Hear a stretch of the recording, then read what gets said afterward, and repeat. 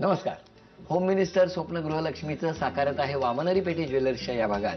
मी आदेश बांदेकर आपणा सगळ्यांचं मनापासून स्वागत करतो. होम मिनिस्टर विशेष भाग सुरू आहेत. नवरात्र सुरू आहे आणि त्यामुळे स्त्री शक्तीची वेगवेगळी रूपं आपण बघतो आहोत. म्हणजे ज्यामध्ये आपण कधी उद्योजकांना भेटलो तर कधी गप्पा मारता मारता आपण श्रेष्ठ ज्येष्ठ अभिनेत्रींशी सुद्धा गप्पा मारल्या. तुम्हाला उत्सुकता असेल की आज कोण असणार. आज एक असं नाव जे नुकतंच राष्ट्रीय पुरस्कारावर कोरलं गेलं. स्वागत करूया आणि भेटूया अभिनेत्री मिताली जगताप वराडकरना. नमस्कार. नमस्कार. कसं वाटतंय वहिनी? अरे खूप गंमत वाटते आदेश. एक तर तुम्हाला वहिनी वहिनी करून बोलतोय कारण की आपली बऱ्यापैकी जुनी ओळख आहे. एक मैत्रीचं नातं होतं पण आज हे पण आवडलं मला, भाऊजी आणि वहिनी. Good, I am happy. कारण की ना प्रत्येक एक सामान्य घरातल्या मुलीचं हे स्वप्न असतं की मी एकदा होम मिनिस्टरच्या प्लीज प्लॅटफॉर्मवर जाऊन यावं. म्हणजे माझ्या वहिन्यांची खूप इच्छा होती, माझ्या आईची इच्छा होती. तर आज असं वाटतं की त्यांचं प्रतिनिधित्व मी केलंय. I am very happy. बालपण कुठलं तुझं? मी औरंगाबादची. औरंगाबाद म्हणजे खुद्द औरंगाबाद. तसं पाहिलं तर माझं आजोळ हे आहे सांगली जिल्ह्यातलं, पण वडिलांच्या नोकरीमुळे माझ्या जन्मापासून ग्रॅज्युएशन होईपर्यंत मी औरंगाबाद. संभाजीनगर. हो, संभाजीनगर. बरं, पण मग घरी कोण कोण असतो? आता 1 महिन्यापूर्वीच वडील माझे एक्सपायर झाले, पण आता घरी आई असते, 2 मोठे भाऊ, 2 बहिणी, एक भाचा. आणि मग बाबा काय करायचे? माझे वडील साहित्यिक होते, कवी होते, प्राध्यापक होते, ते मराठीचे. त्यांचं नाव संपूर्ण?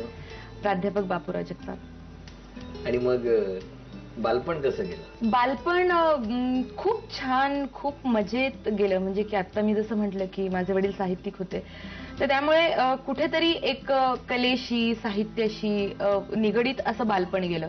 कारण की माझे वडील साहित्याबरोबर खूप मोठी समाजसेवा करायचे. नामांतरवाद केला होता त्यांनी औरंगाबादला. तर त्यामुळे घरामध्ये चळवळीचं वातावरण होतं. माझं बालपण सगळं त्यातच गेलं की वन रूम किचन मध्ये आम्ही राहायचो, पण असंख्य लोक यायचे आणि आलेला प्रत्येक माणूस जेवूनच जायचा, असं घरामध्ये वातावरण होतं. आणि भावंड किती तुम्ही? 2 मोठे भाऊ, मी छोटी सगळ्यात. मग एकदम त्या संभाजीनगर मधून मुंबईच्या दिशेने येऊन या क्षेत्रात करिअर करायचं असं कधी ठरलं? अरे मी काहीच ठरवलं नाही, खरं सांगू. लिटरली म्हणजे खूप गमतीचा भाग वाटतो हा की माझ्यात कलेची सुरुवात कशी झाली किंवा मी कशी काय तिकडे वळले असं म्हणण्यापेक्षा ना, की माझ्या जन्माच्या आधीपासून आईची इच्छा होती की मला मुलगी व्हावी आणि मुलगी व्हावी. आईची इच्छा होती? हो, लिटरली. म्हणजे तिला माझ्या आधी जेव्हा 2 मुलं झाली तेव्हा ती अपसेट झाली होती की अरे मला मुलं का होत आहेत, मला मुलगी हवी.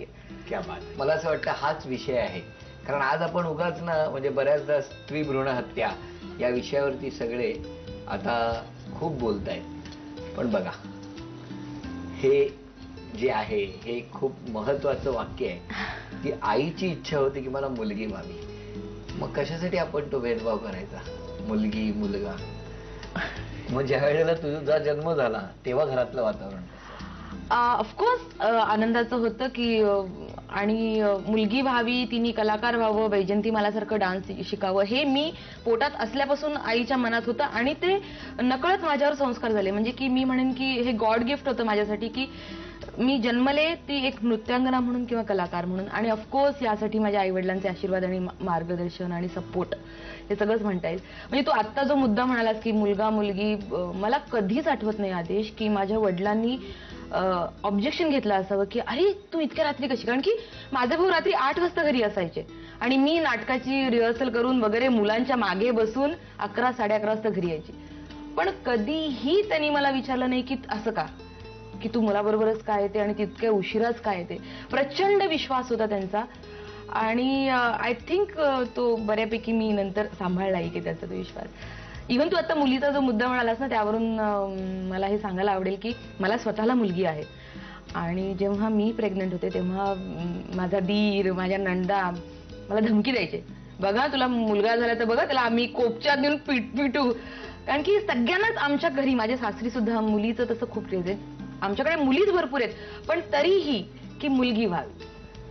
आणि मला मुलगी झाली. I am very lucky. म्हणजे मी तुला सांगू आदेश, मी ना जेव्हा प्रेग्नंट होते तेव्हा मी ना स्वतःला असं सांगून की नाही तुला मुलगा झाला तर ठीक होईल, ओके ओके, म्हणजे मी स्वतःला समजून सांगायची इन केस जर मला मुलगा झाला तर मी डिस्टर्ब होऊ नये म्हणून मी ओके मुलगा होईल असं व्हायचं. But I am very happy, I am very lucky की मला मुलगी झाली. किती छान. येस. नाव काय ठेवलं? तिचं नाव ओवी. ओवी. ओवी. बरं हे कोणी ठरवलं? मी. कारण की मी सांगू त्याचं पण काय झालं, मी सिरियल करत होते वादवाट, झीसाठीच होतं, आणि त्याच्यामध्ये ना मला एक ओवी म्हणायची होती आणि सकाळी सकाळी तो सीन होत होता, ते स्क्रिप्ट सापडत नव्हती ओवीची आणि मला ती पाठ करायची होती. तर मी म्हटलं अरे ती ओवी कुठे गेली, आणि मला क्लिक झालं की अरे यार हे एका सुंदर मुलीचंही नाव असू शकतं. सो ते मी तेव्हाच फीड केलं होतं की मला मुलगी झाल्यावर मी तिचं नाव ओवी ठेवली.